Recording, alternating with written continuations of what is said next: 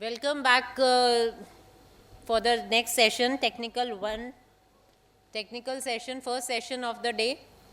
So may I request everyone to please be seated, take your seats so that we can start for our technical session.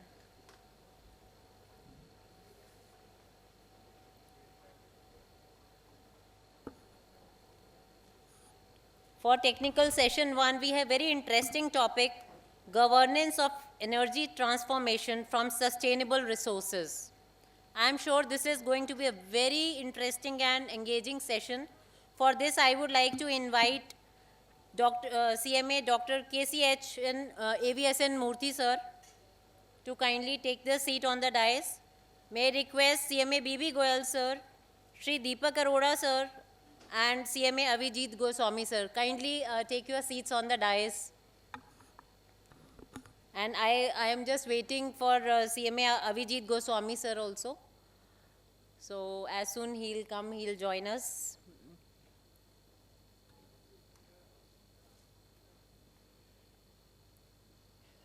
Governance of energy transformation through sustainable resources refers to the management and regulation of the transition towards a sustainable energy system that prioritizes the use of renewable energy sources and reduces the environmental impact of energy production and consumption.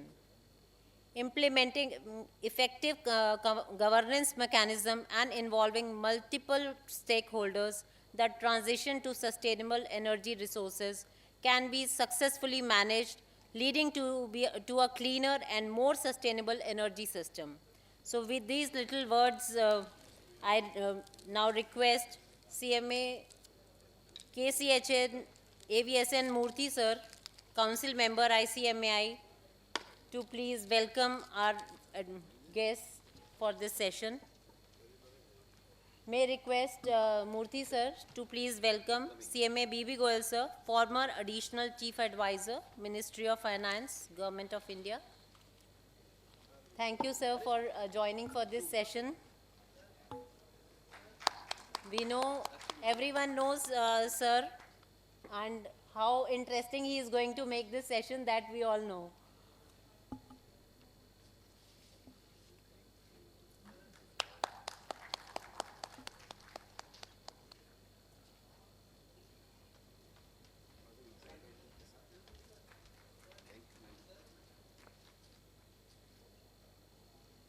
Thank you, sir. May I now request Murthy sir to please welcome Shri Deepak Arora ji, President Public Affairs, Naira Energy.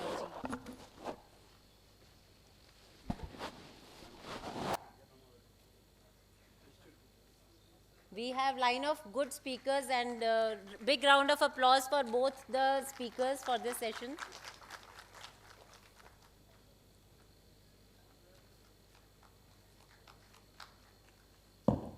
So after lunch, you have to be energetic. So a big clap has to be there so that you are keep yourself awakened throughout the session.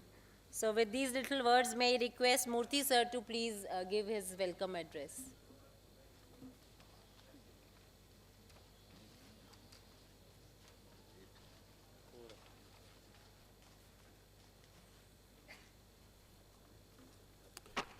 Good afternoon to all of you.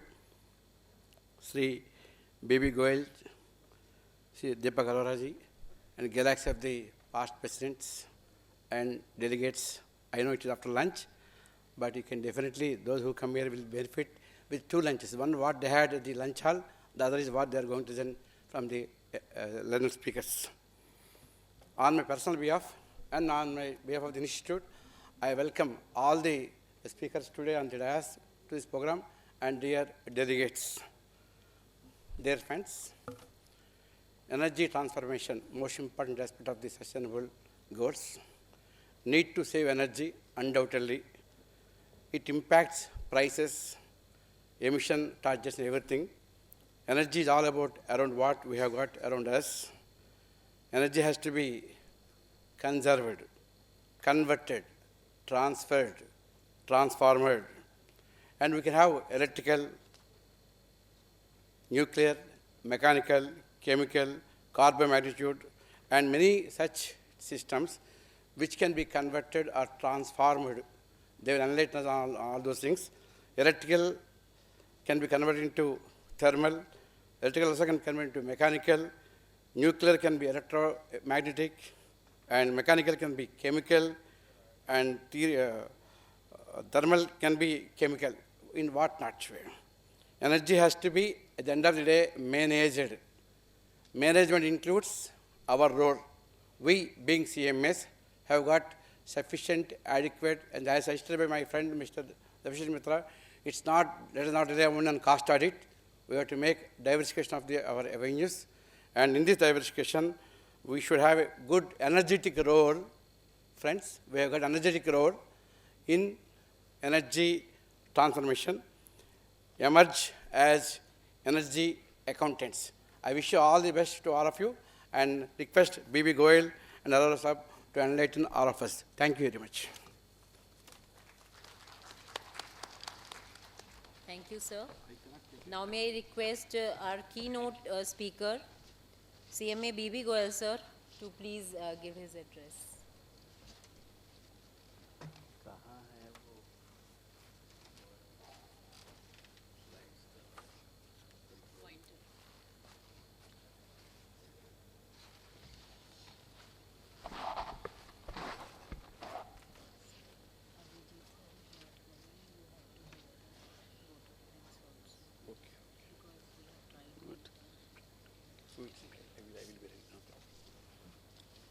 Good afternoon, everybody. I hope we had a good lunch and then we are now ready for transformation. Not energy transformation, our own transformation. So that's why we kept the session after lunch for transformation. Gentlemen, since morning we have listened to very eminent persons. They shared their views on the ESG. Lot of issues emerged that how really this concept of ESG has emerged over the period, though it is late. That's what the feeling some of the speakers shared with us. But still, nevertheless, it's now a buzzword everywhere, including the corporate world and the government entities as well, and various regulators are also focusing on this. Morning, everybody was mentioning about the Delhi's parts of Delhi or large parts of Delhi submerged in the water and all that. The effect of, the visible effect of the environmental degradation or the carbon problems and others. But I think it's not Delhi alone. If you really go through the today's data from the world over, almost half the world is facing this problem today. The problems of being cities and areas being submerged in water and all that. Apart from that, we have been witnessing various landfalls or earthquakes or so much of natural disasters. They are not really, we call them natural disasters, but they are not natural disasters. They are man-made disasters. Because of we are not have addressed the environment angle in any of our policy making areas in the past. Governments throughout the world have not been focusing on the environmental aspect. They have been more concerned about their own economic progress. They have been more concerned about their own industrial progress. They have been more concerned about how to become the world number 1, number 2, number 3. They never cared about the future of the generations. Somebody mentioned that we took the Gandhiji's quote that we were given in whatever shape we inherited the earth from our ancestors, at least in the, if not better, the same level of earth we should give back to our children. So that also we have not done. We have really destroyed the resources, not used, destroyed the resources. That is where this real focus on the ESG concept is emerging. But as one of the speakers in the last session shared that a survey conducted of 576 companies. The E component was compliance by 45%, E grading was only 45%. Though the governance was somewhere 76 or somewhere, the total was 54, 55, I don't remember the exact number. But the environment index of those 576 companies who are controlling the 95% of the country's equity is below the cut-off mark of even 50%. Now this shows that how the corporate world or even in India or anywhere in the world have been concerned about the environmental concept and all that. Time has come, gentlemen, that we have to play a very, very effective and bigger role to tell all stakeholders. We are the professionals who are concerned with all this kind of, we are the masters to tell the managers that where should be the real focus area without affecting your profitability. It's not that, yes, the manager is always concerned with the bottom line, but then he said that instead of bottom line, it should be green bottom line. Now, this is where the conceptual understanding change has to come, and we professionals should be really focusing our attention, our entire thinking and entire working towards guiding the top management, how should they convert their business into a sustainable business, and also ensuring the green profitability and peace, the sixth P which he mentioned and all that. That is where it can make a real change. How this change is going to come? Okay. I am not going to focus on what is ESG. Everybody has now, since morning, listened to that what is ESG and all that. Of course, a number of institutions have woken up and started working on the ESG concept, but more of them has worked on either framing the standards which are not yet put to practice by the corporate entities. And the other area is regulatory bodies where they are now focusing on disclosures. It will only add some 10, 20, 50 pages to the annual report. How far the companies, they know, you and me all are very clever how to write a good English and that. And then they will not be able to really focus on the real concerned areas under the ESG.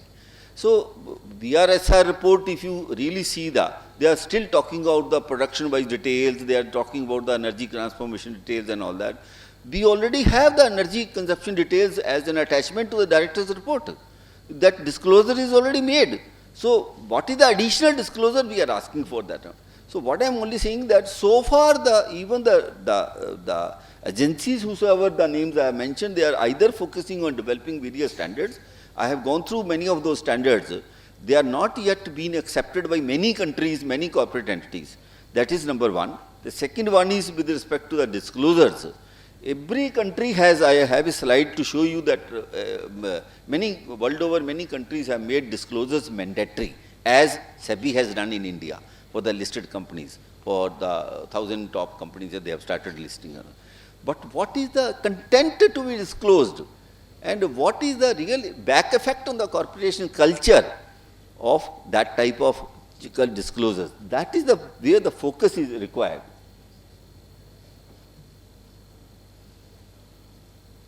I don't know. How does it change? Huh? It's changing time. Now, out of this entire list, if you read one by one, everywhere you will have a concern. Each one of the items, we are facing ourselves personally lot of problems. Any area you mention, biodiversity, air pollution, water pollution, you know how much of the sale of companies where they are selling this air cleaning system, and in your bedrooms, everybody's bedroom must be having that system and all that. Why should it be? Why we can't control the pollution effect itself? We are blaming each other, the state governments are blaming each other government that why this pollution is happening and all that. But why can't we really address that issue? Biodiversity, lot of thousands of species have been destroyed from our system. That is where we are really affecting very negatively the entire ecological system. ecological balance will get affected. Biodiversity is very, very important to maintain eco-balance in the ecological balance in the economy. And of course, the energy efficiency, waste management, we are talking of a clean energy and all that. Only recently you have seen even in India also, last 6, 7 years, the present government has given a focus to change from the non-traditional methods of energy production to the green energy production. And the recent change has been where we are talking of the green fuels to be generated and all that. Now that is where the entire change is happening, but I know this will have another 20 years to see the effect on the day. But then a right thinking has started, a right approach has started, but it was too late. We should have started this 50 years back. We should have addressed these issues 50 years back. Similarly, if you look at the social issues,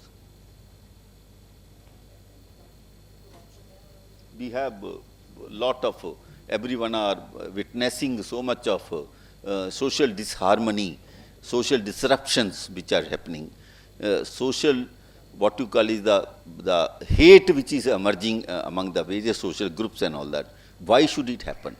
Why should there be, even after so much of years of the human on this earth, we have a problems of gender diversity, we have problems of human rights. Why should it there be and all that?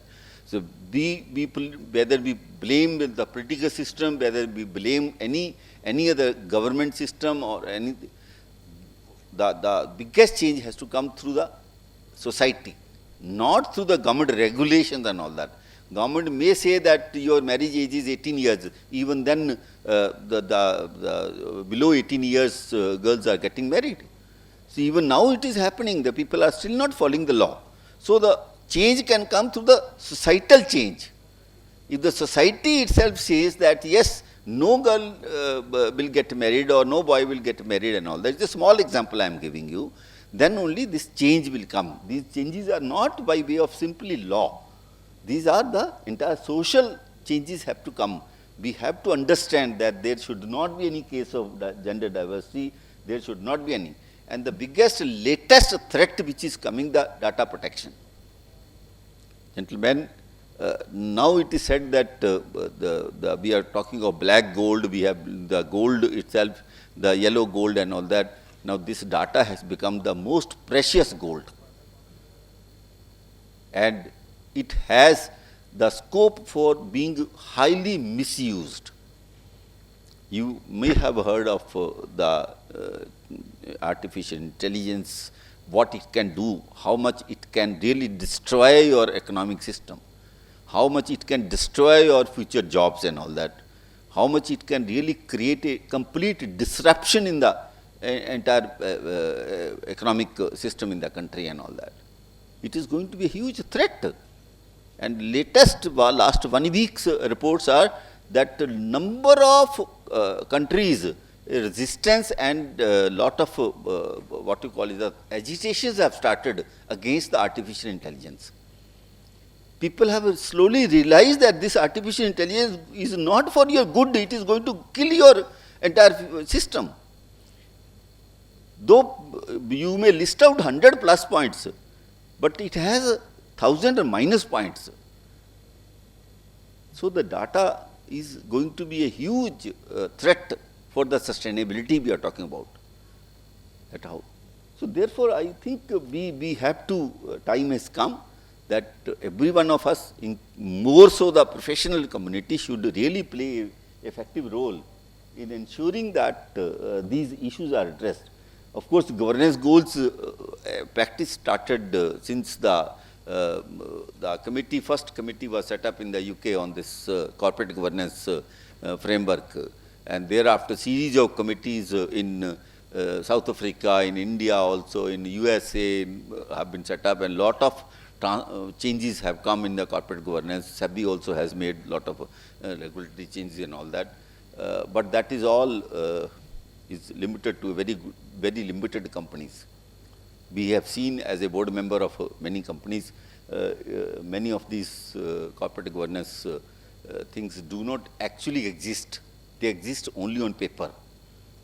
They don't follow really the real to comply with what the regulator says. On paper, yes, there is a audit committee, there is this committee, that committee and all that, but in practice, those committees have no powers. So this is what is the practical aspect of governance we are talking about.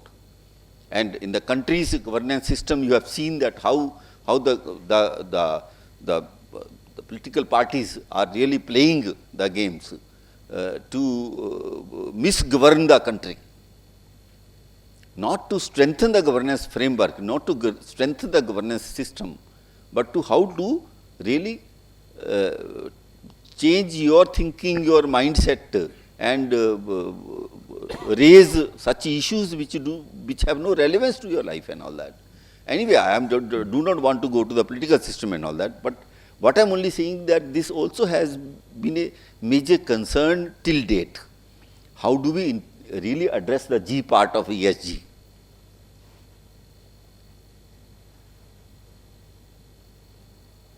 Situation is, as I have shared with you, situation is really grave. It's not, we are not really living in a very comfortable world. You may be feeling happy that yes, I have all facilities, I have a very good home, good car, ACs are there, everything is there. Why should I be worried about all that? Gentlemen, we are destroying the future of the children, our own children. We are not bothered about that. Look at the data, what it says. Temperature of 2.7 rise. Can you imagine how much change it will bring in the entire world? Half the world will get submerged. Half the world will disappear, half the countries. And already we have seen 1.2 degrees temperature rise. All this Antarctic will face, already the major part have started melting. And we have seen the disasters happening in India, Uttarakhand and all that. We have seen all this kind of effects and all that. So this is one example which I am mentioning, that greenhouse gas emissions, 51 billion tons, which will bring much above the Paris Agreement of 1.5 degree Celsius that it will affect and all that. Another important very figure. UN estimates that agriculture production will need to increase by about 50% by 2050. Well, yes, it's a very good development. To feed the increased population, we need to increase the agricultural production. But what is the minus effect, side effect of the agriculture, increase in side effect? A third of the greenhouse gas emissions are created by agriculture system. Up to 80% of the biodiversity is lost. And around 70% of the freshwater reserves are taken away by the agriculture sector. So where is the resources left for you to live on this earth? If your focus is to feed the people, to enhance your production, so we have to think some alternates.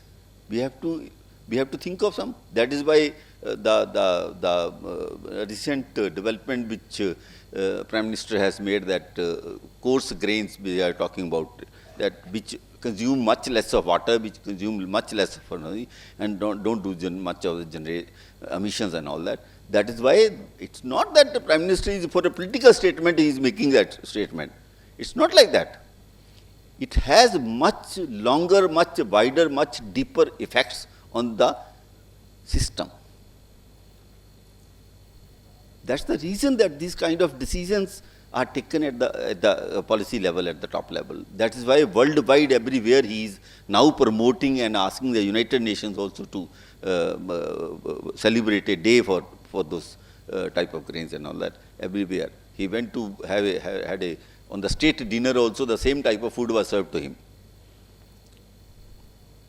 This is what a shift, a transformation when we are talking about. This is what the transformation has to take place. And once we start today, yes, it will take 15, 20 years, 30 years to come back to the sustainability level. But we must start today. We must make a beginning. Focus on that. We should not divert in between that my profitability, my bottom line, my blue bottom line, red bottom line or green bottom line is getting factored. We should not care about that. We should not bother about that.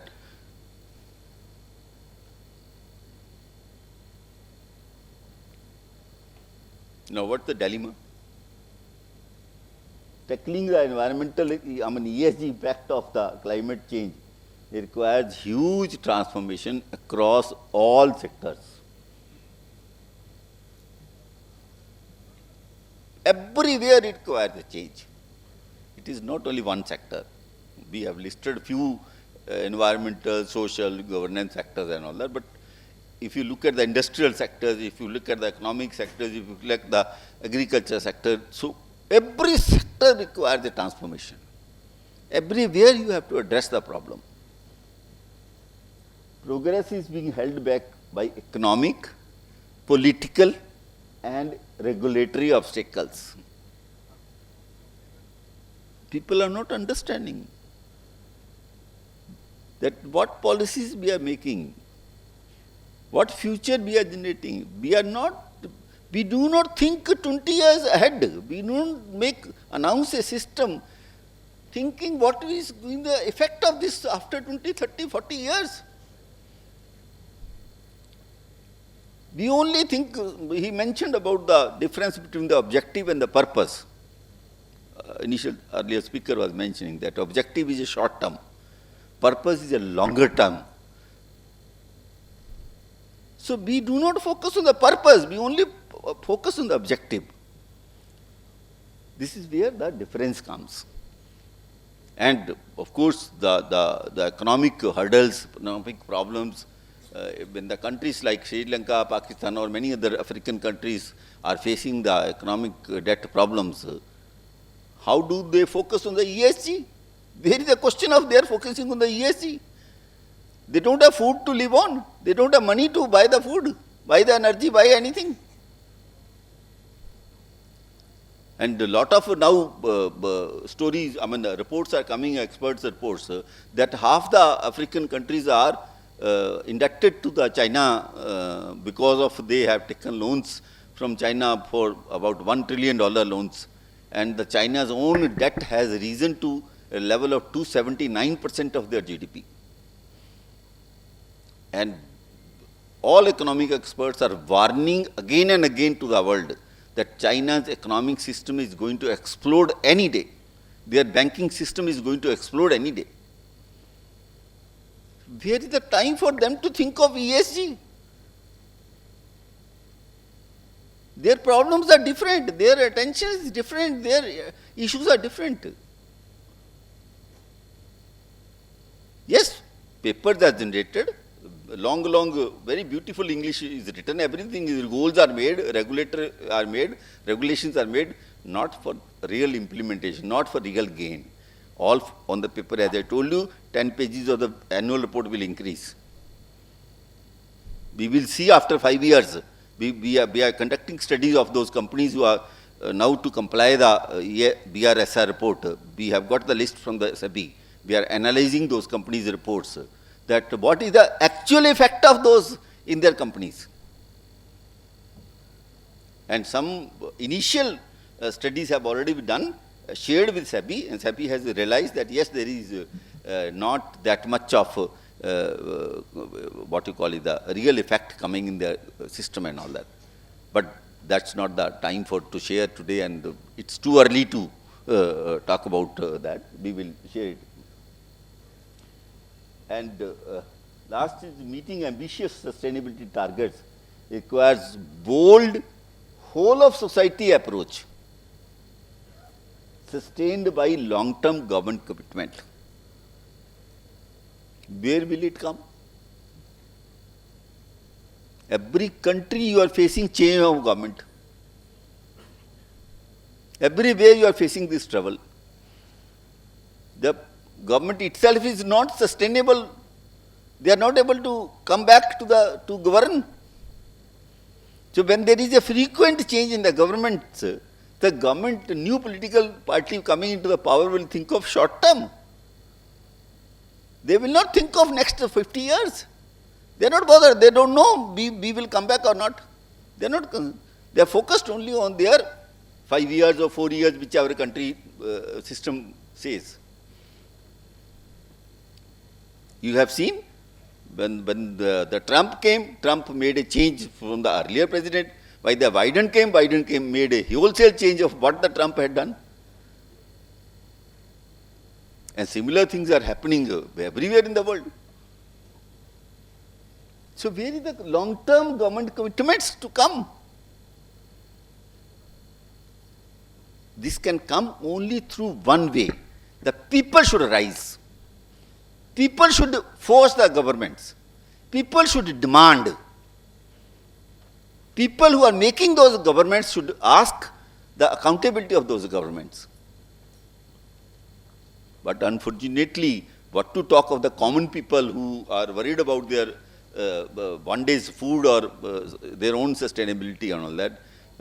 We, the educated class, we have found are not really concerned about these issues.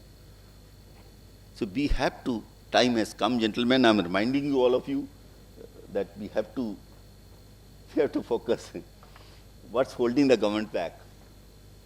Already I mentioned political short-termism, short-term political system come. 3 years, 4 years, 5 years, somewhere it is 2 years, in between the parties lost and all that. Competing priorities for policies and funding, economic pressures, when the funding is to be done for 80 crore people had to be given free food because of corona or because of many other reasons. You know, that money, whatever 1 lakh crore, 2 crore or 5 lakh crore is spent, that money, if not spent, would have gone for other areas, priority areas, which we are talking about. Yes, could not be done because there is a need for that type of funding. Economic pressures and industry lobbying, poor planning and implementation. All you are familiar with that. I am not telling you anything new. You are all aware of what the systems are working. What are the difficulties? Similarly, what's holding the private investors back? Why they are not coming forward? Why the industrialists and all that aren't coming back? Regulatory and policy uncertainty. We have seen how the 2G licenses were cancelled, all the coal blocks allotted were cancelled. We have seen how the change of the system, change of the policy can affect billions of dollars of investments. Naturally, the investor becomes shaky. You may recall when George Fernandez was the minister, he threw the Coca-Cola out of the country. Now, obviously, it is not one company Coca-Cola is thrown. Hundreds of the companies will get affected globally. They will not be prepared to invest in India. So until you have that kind of atmosphere created in the country, which now the government for the last few years is doing a very positive steps and all that, but still there are large number of issues. We have been for last 4 years, 5 years listening to Tesla vehicle plant coming to Delhi, India. Why it is not coming? All because of the policy issues. So, poor incentives, small fragmented markets, not for all products, but yes, there are, lack of market data, PPP failures. There are a number of case studies. We have right from the English Channel, when the tunnel below the English Channel was made between France and London, it was under a PPP project. Similarly, there are many of that time. I can cite the examples of those projects. There have been hundreds of failures happening. Many reasons. Either you have chosen a wrong partner, either there has been a problem. Now we have seen in the Foxconn, who joined earlier hands with Vedanta, he has now taken back his joint venture. He thought that I have chosen a wrong partner for the chips plant in India. But my investment in the country gets affected. My plan gets affected. So I will have to address that problem. I will have to see that even whatever the global investor is prepared to invest in all that, or maybe Indian investor is prepared to invest where, their problem also should be addressed.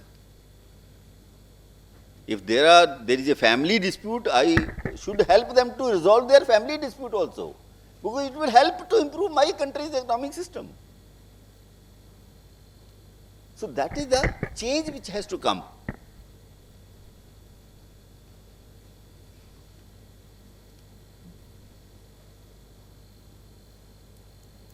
This is very important about one of the, yes, that's what I told you, we are very smart in writing, very good and things. The director of United Nations Development Program, Sustainable Energy Hub, what he said, the current global challenge requires a major transformation of the global economy. Yes, we have been telling, driven by a complete transformation of energy systems across all dimensions of people, society, institutions, and the environment. And strong governance is fundamental to support this first statement, global transformation.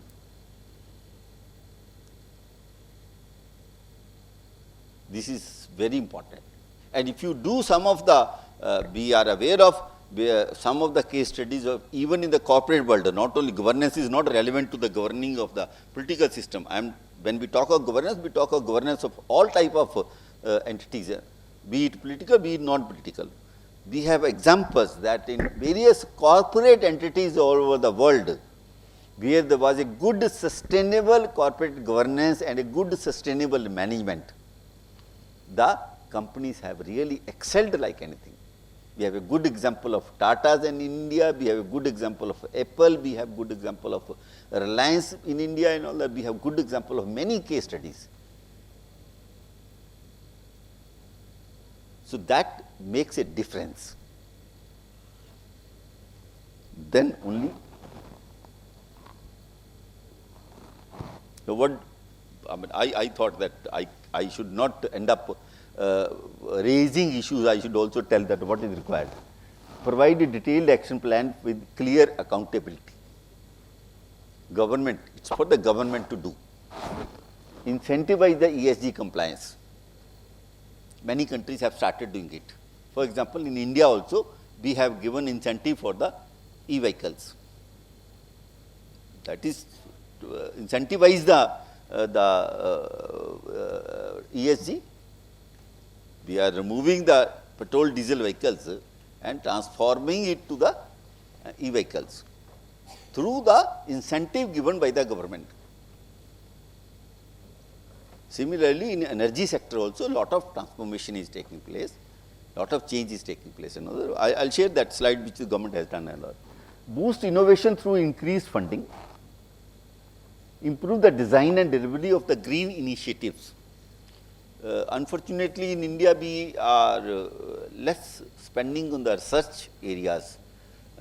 If you compare the percentage of GDP of the developed countries spending money on research compared to what we are spending, there is a far difference. And this is very interesting part to understand. Some people don't understand that why should I spend on the research. You know, gentlemen, how a developed country becomes more developed by spending money on research. They generate more technology, they generate better systems, they generate better machines, and then they sell it all over the world. Because nowhere in the world, any other country doesn't have that technology. So then they dictate those terms. And then they spend more on the research. By another 5 years, they change another model. So then they started talking about that model. So this way, they take the entire world into their pocket.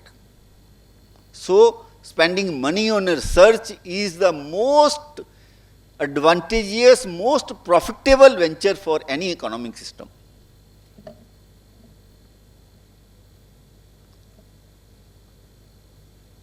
Act as a role model. This is for the government to act as a role model for all the other stakeholders and promote people-centered approach. Should not be without the need of the people what is required.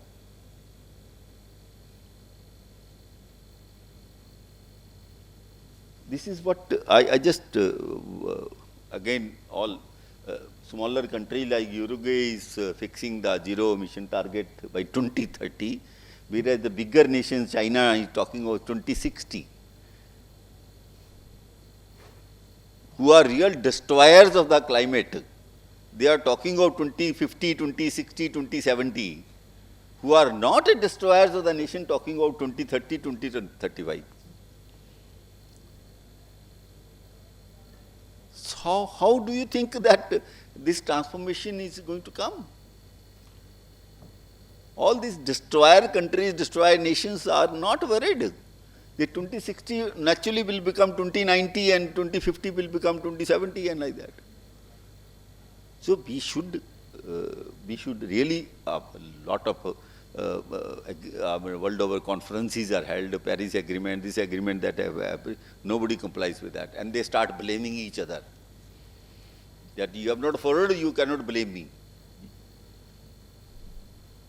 This is what the problem emerges.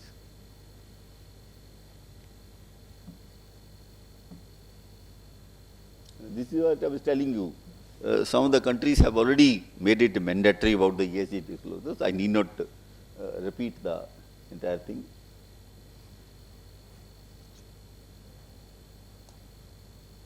It takes time to change. I don't know.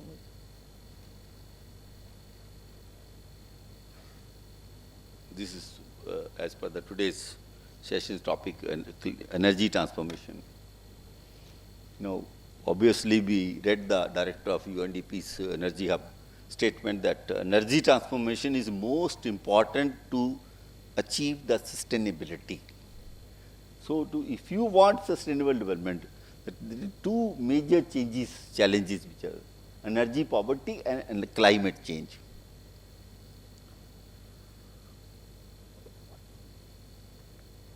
See what is the statement says. More than 3 billion people lack access to the clean energy, clean cooking. We have seen in India how many people use firewood and all those means to cook for the cooking. Now only the government has started giving them gas connections and all that, but still how many have got, even in the tribal areas, I don't know what percentage, I have not gone through their data today. But 3 billion people out of 7.5 billion people in the world, 8 billion people in the world, 3 billion do not have. This may be underestimated target. The indoor, what is the effect is that? It really affects the life of the people and millions of people die because of this. We know all that. We have seen the earlier life in all that. You have adopted all these sustainability goals, but largely they have not been put to practice. The targets were very near to 2030 and all that, but 2030 is coming. We are already sitting on 2023. 7 years, no time. SDG 7 is talking about the affordable and the clean energy. One of the, out of the 17 SDG goals, one of the goal was on the affordable and clean energy. Energy, in any case, all of us understand energy is very important for our day-to-day life. Life on earth is not possible without energy. We have seen if 1 week sun does not appear, how much we start feeling uncomfortable. So energy is the, what you call it, the real life generating component, propeller of generating life on earth. Without energy, neither plants, nor animals, nor human beings, nothing is possible. So we have to really focus on that. It is important, it is fundamental for our development.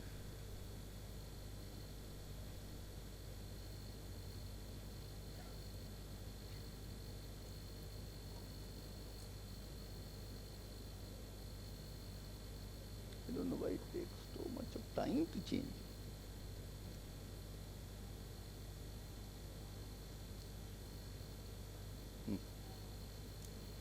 This was the target given by the United Nations Development Program, and you can study the data and understand how much is done in all this. Only now in India also we have started giving a focus on the renewable energy sources, and Prime Minister has made a huge target of generating some big energy through the renewable energy sources. And huge investment. We have seen the world's largest solar power plant is put in Gujarat today. So that type of transformation is taking place, but this has already started. This has started just 4, 5 years, 6 years back. We will take another 30 years to make a change.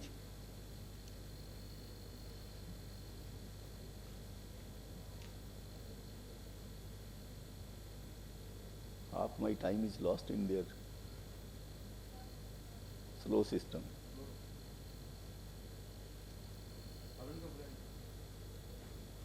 These are some of the missions which earlier slide was showing. It doesn't matter. This is the major environmental changes which are happening. Shift towards non-renewable energy. Installation of a rooftop solar PVs, promote use of electric vehicles, digital communication replacing paper, some of all this very important, which consume less of energy and all that, energy transformation taking place. This is some of the, again, very important transformational steps which they have taken, be it in the area of sanitation, cleanliness, clean energy, gas distribution, or electricity distribution, or potable water distribution and all that. All this, I need not talk about all this, but you are aware of that, that multiple areas, as we said, that all sectors have to be addressed. One sector addressing is not going to solve your ESG problem and all that. Everywhere we have to talk about. There are plenty of schemes which are really making a change.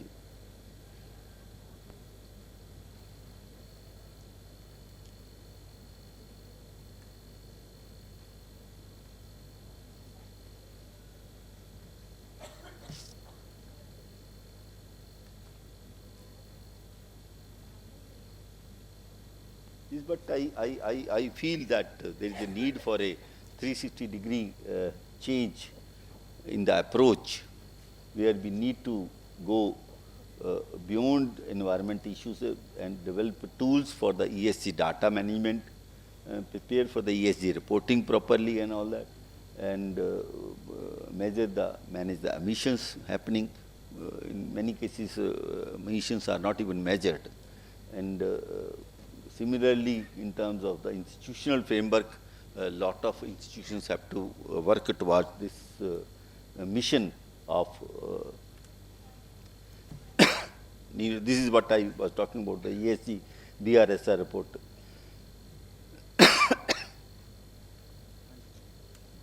Last, professional accountant's role.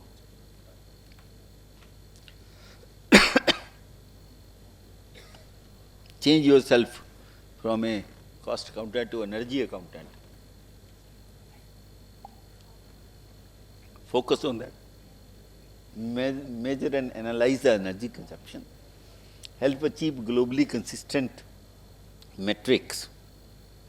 In one case, I was in one of the program, one of the director of finance of the company, he shared his experience that our cost auditor was assigned a special task by the board to study their captive power generation activities and all that, and then understand where the efficiency and cost management to be improved.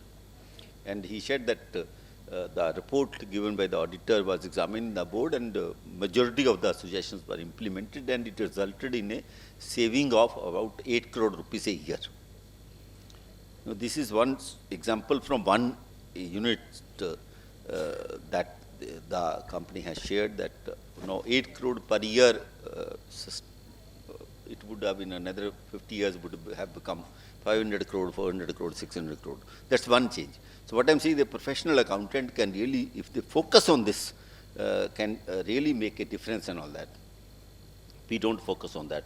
We are not concerned how much waste management is happening, what is the pollution company is generating and all that. Why spending little money in handling those pollution areas, handling those waste management areas? It can give a long-term sustainability to the company, to the society, and bring peace and all that. We are not concerned about that. We don't pay focus on that. We go and study the data, see that 2 is 2 together matches, and then put our stamp and sign it and come back. We don't study all these areas. So we have to change ourselves, become energy accountant, become professional accountant and all that.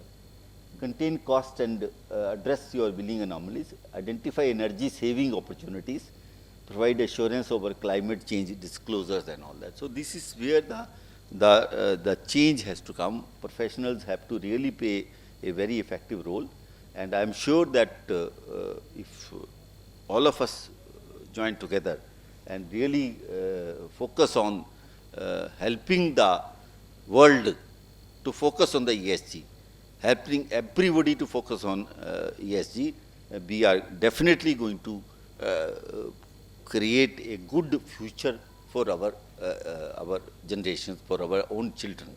That's what my feeling is, gentlemen. We are going to hear our colleague, another speaker. He is expert on energy transformation areas and all that.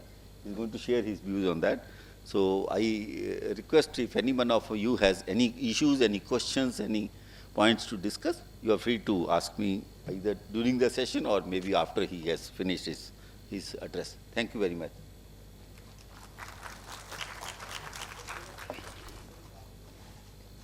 Thank you, sir, for such an engaging presentation, very insightful. So now, next, may I request Shri Deepak Arora ji, President Public Affairs, Naira Energy, to please share his views, sir, through presentation. Yeah. Over to you. Yeah. So can you please put up the presentation? Okay. A very good afternoon, ladies and gentlemen, and very good afternoon, the senior leaders of ICMAI. It's a pleasure to be here, and difficult topic, no easy solutions. So I will try my best to give a step-by-step narrative to what I think is the way forward. So part of the session presentation was designed for the plenary session, so you might find some repetition. But I will try to make it as less boring as possible, because I'm sure you have heard a lot of speakers since morning. So I will try to make it as less boring as possible. So briefly about myself and my company, I work for Naira Energy. We are essentially a traditional oil and gas company into oil refining and retailing. That's what we do for a living.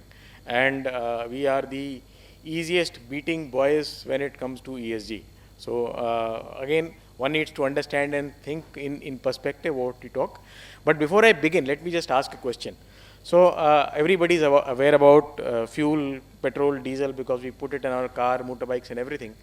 So when crude comes into a refinery, can anybody guess the percentage of what goes waste? Anybody? Should be zero. How much is it now? Any guesses? Okay. Sorry? Less than 0.5%. You are right. So everything of it is used, because technological advances, if you look at the last 100 years, are so well when it comes to the bad boys of the sector are so well that there are hardly anything. Okay. But anyhow, that is not the purpose for which I am here. Okay, yeah. So there is a little bit of a lag in the changing of the slides. Yeah, yeah. Oh, good. So this is broadly the structure. Looks very long. I will try to skip some slides where people have already spoken, but I will try to give a perspective on how everyone understands ESG. Look at some basic questions of ESG, for whom, what is the scope of ESG, separating into E, S and G. I will spend the least amount of time on these 3 slides because I do believe that a lot of speakers since morning would have spoken on these 3 slides. I will speak about practically where do we really stand. I will try to answer the question, how serious is ESG business? And you are free to ask me as many questions as you want to. What has been the impact so far? What is the approach that I believe leads to performance when it comes to specifically ESG? How do we really fine-tune the approach? Little bit about oil and gas sector, and what is the government doing? And then I finally leave some points to think. Yeah. Yeah. Oh, wow. So this is what is ESG. And I will speak about this in the next slide. Why do I believe that it is the case of story of the 5 blind men? Everybody knows about ESG, everybody is gaga about ESG, everybody is ambitious about ESG, everybody wants to change the world. But everybody understands only very little. What is written in the academic world and what is practically feasible are 2 different things altogether. And I will not go into absolute detail, but little bit.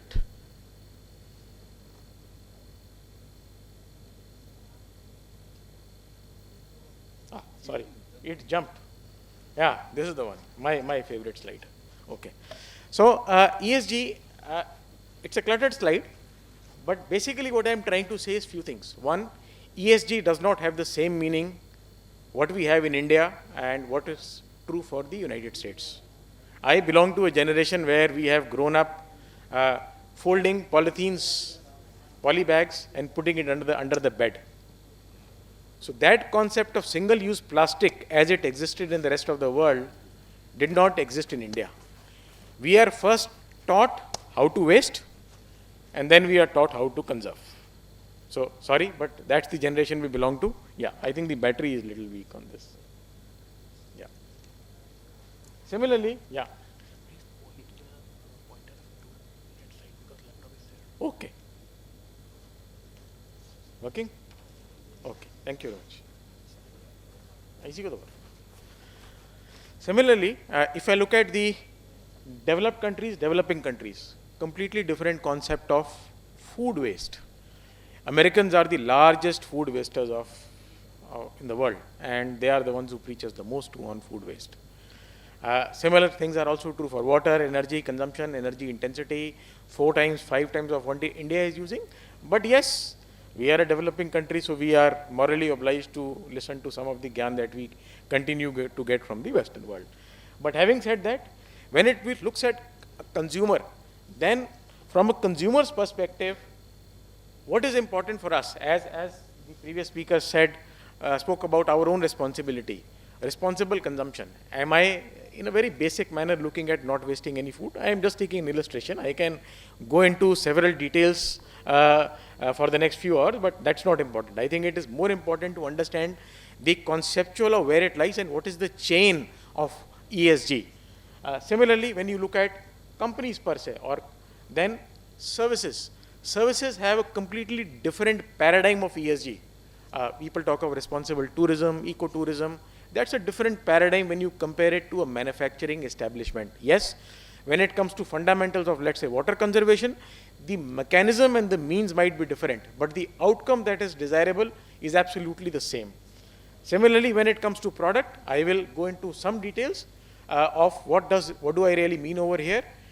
Safe products, usable products, more efficient products.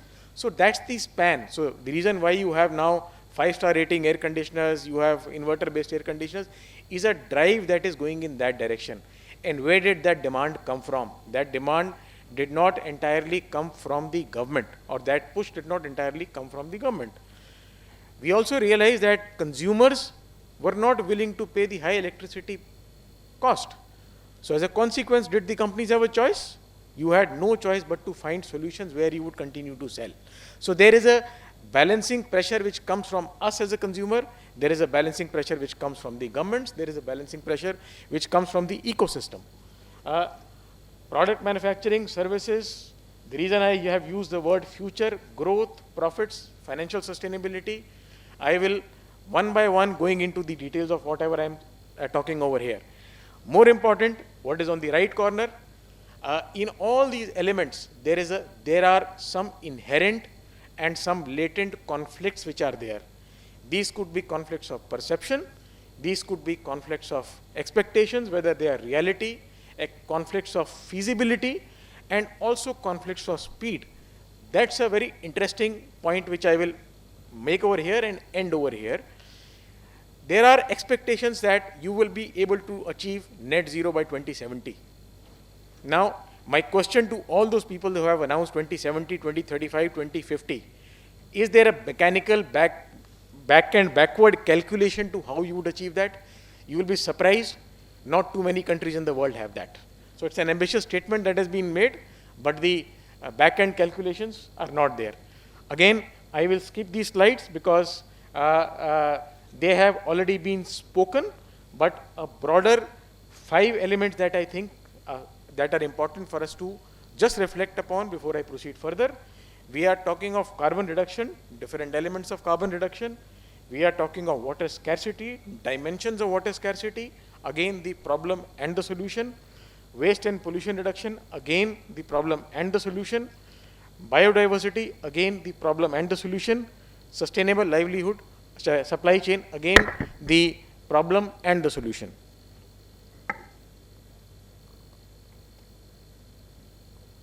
Similarly, when it comes to the social part, the S part of the ESG again has 2 dimensions.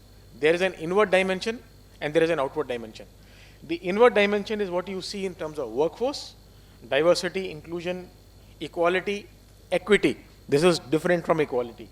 Human capital development, the external element is your community, part of the product responsibility, and also a part of the human rights. So these are external facing elements of the S part of it.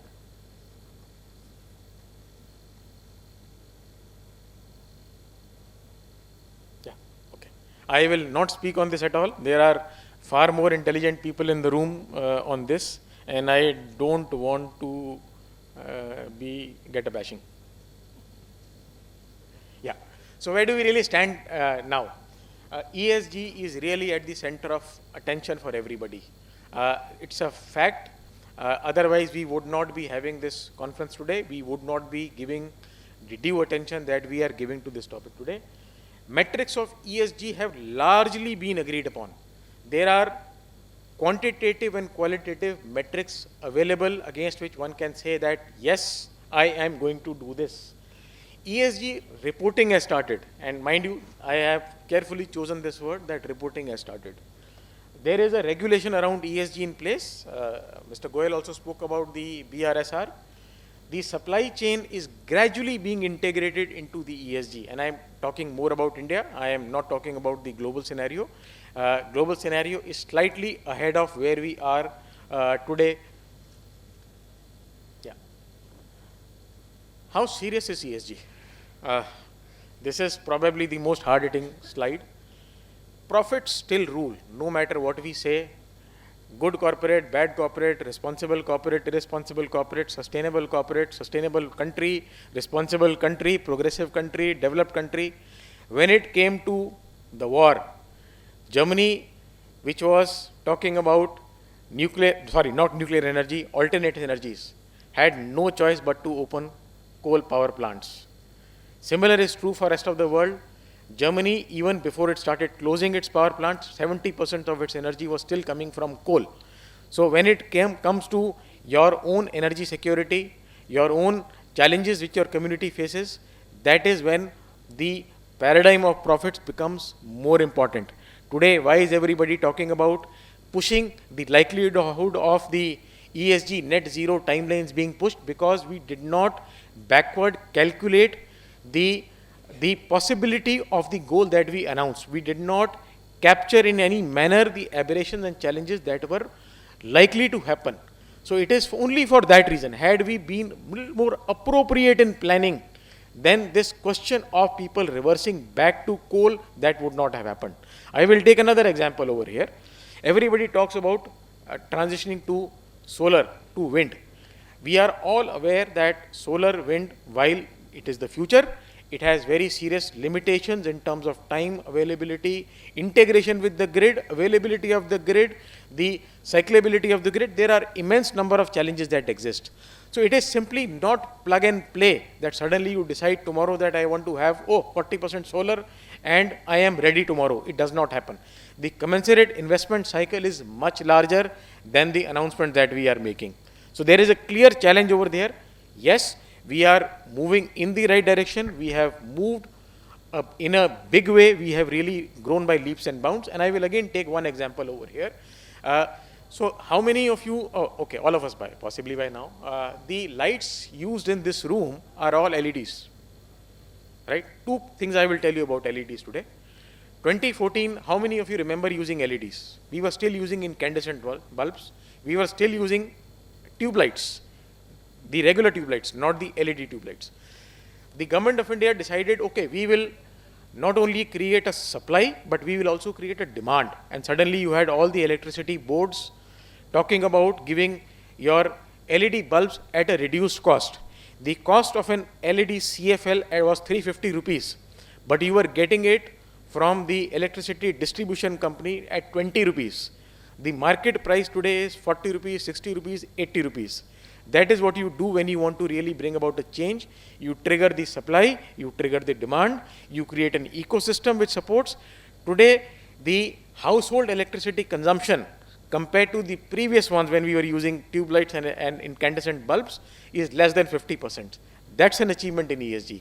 That's the path that India is taking now. And I will come to several examples of that. How are we really doing it as a nation?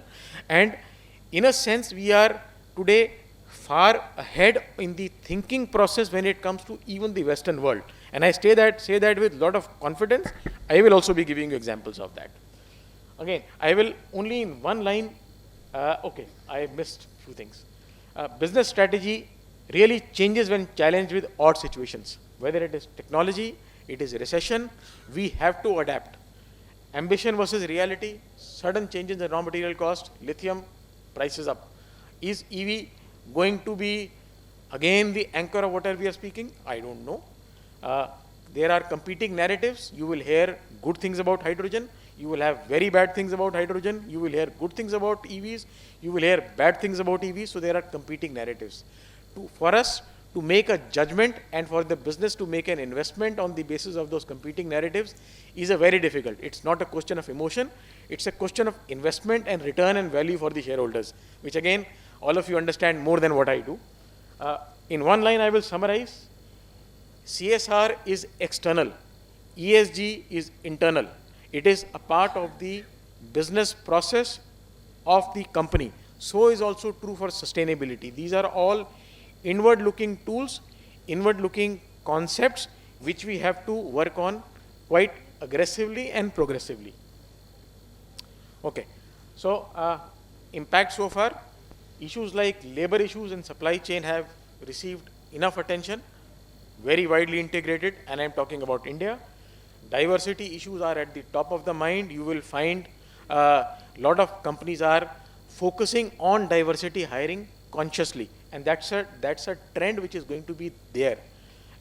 Work-life balance is being discussed very actively. We had at one point in time 6 days, now we have 5 days. Netherlands is talking about 4.5 days, 4 days. So work-life balance, us being as humans and the humaneness of being a human is something which is being very actively being discussed now. Inclusion of the marginalized, yes, very actively on the table. Governance issues, again, have received immense attention. Work ethics, agenda is now overtly stated, emphasis on documentation. Yeah. How much time do I have? Okay.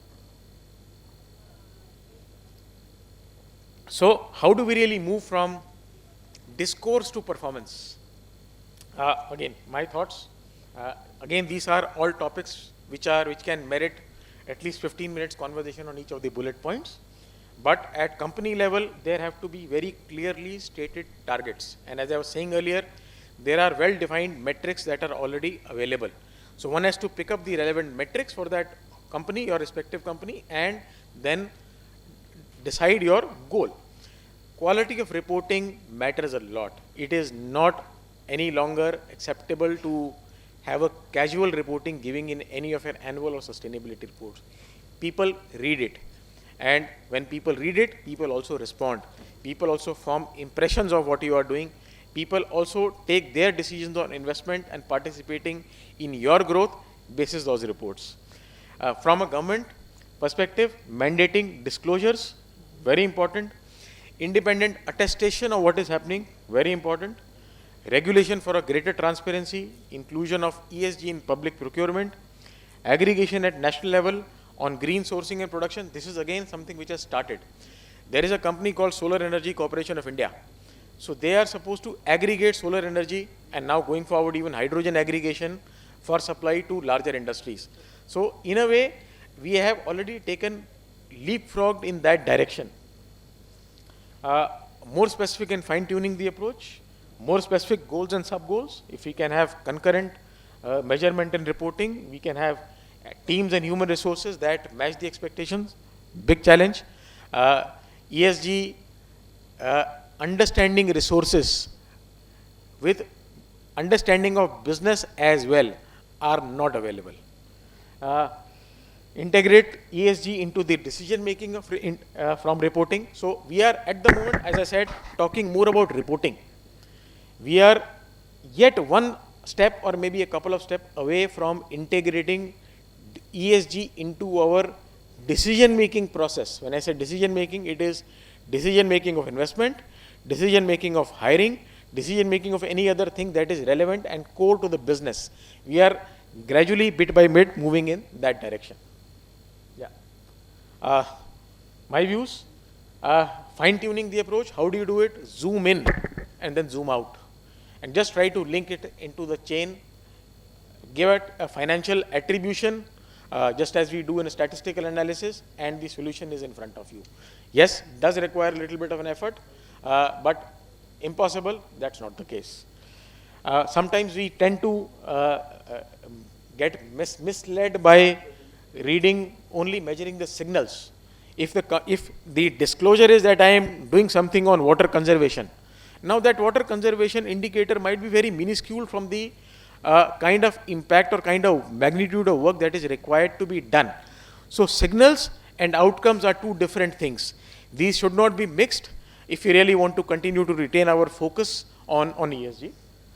Coming to the sector where I belong to, from a midstream, which is refinery and production, greenhouse emission controls. Now, for the last several years, almost a decade, every bit of your emission is monitored online.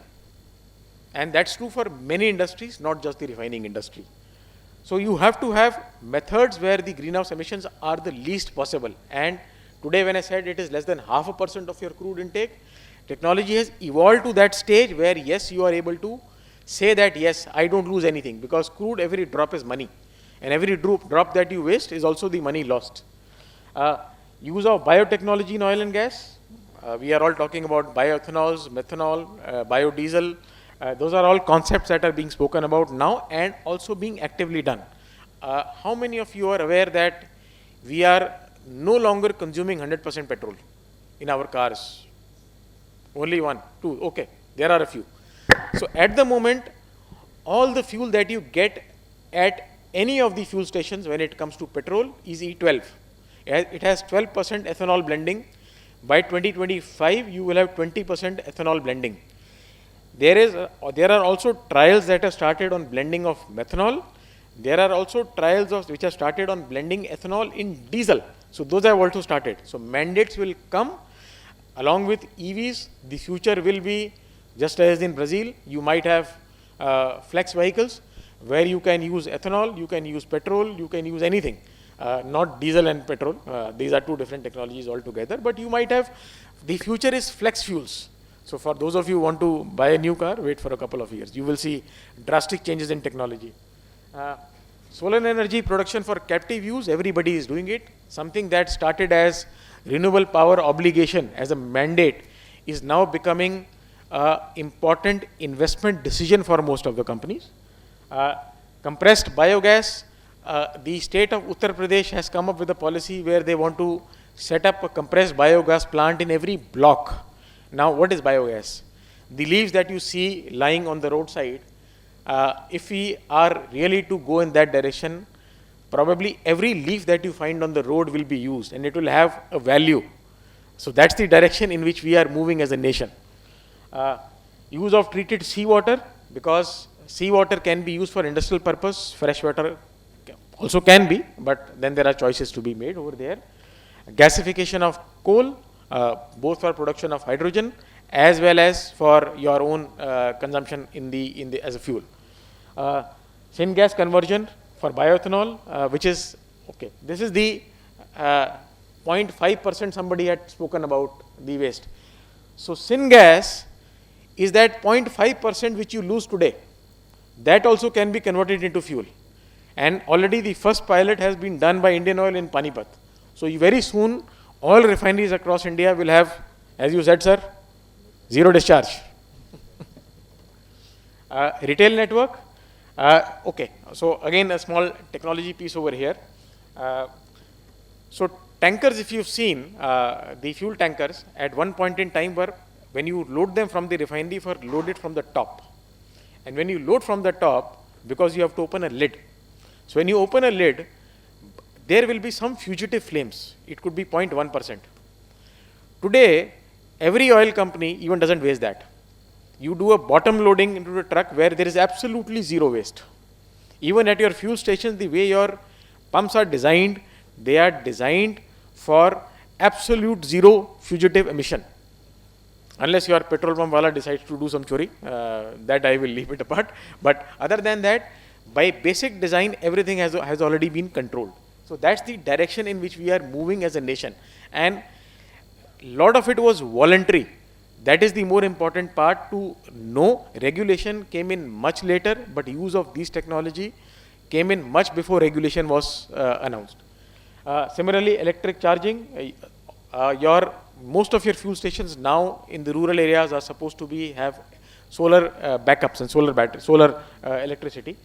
There are protective coatings in tanks again, so that there is no residue, there is no dust that comes into your fuel tank. So all those things have already changed.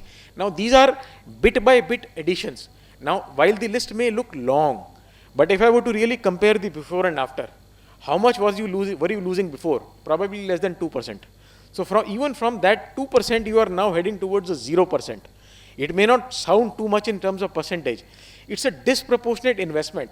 So if we were not moving as a nation into the ESG future, then these things would not be happening. Yeah, all of you know all these things, so I will not go into details. There are plenty of schemes now on hydrogen, electric batteries. There are several missions that are already there. On compressed biogas, briefly I mentioned about these. Yeah, my last slide. Points to ponder, which I leave for all of you to think. Despite commonalities and common overarching objectives that we are trying to achieve, is the ESG same for small and large enterprises? I leave that for you to think. Is ESG same for a small supply chain partner versus a producer? Is ESG same for a services, say tourism / financial services or manufacturing? My last question, again for all of you to think. I am not looking for answers because I myself don't have an answer to this. Can we make this common denominator into a common goal? And I leave all of you with that thought. Thank you very much.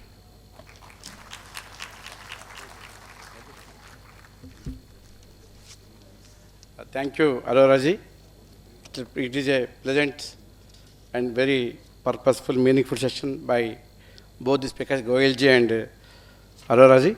with the permission of organizers, I will have only 2 questions from youngsters about the subject. Only 2 questions from the black-haired youngsters. 2 questions. Ready? Anybody? No? Either you have understood or have not understood the subject. Okay. Now, one more chance. Yeah, please, Bajaj sir. Yes, sir.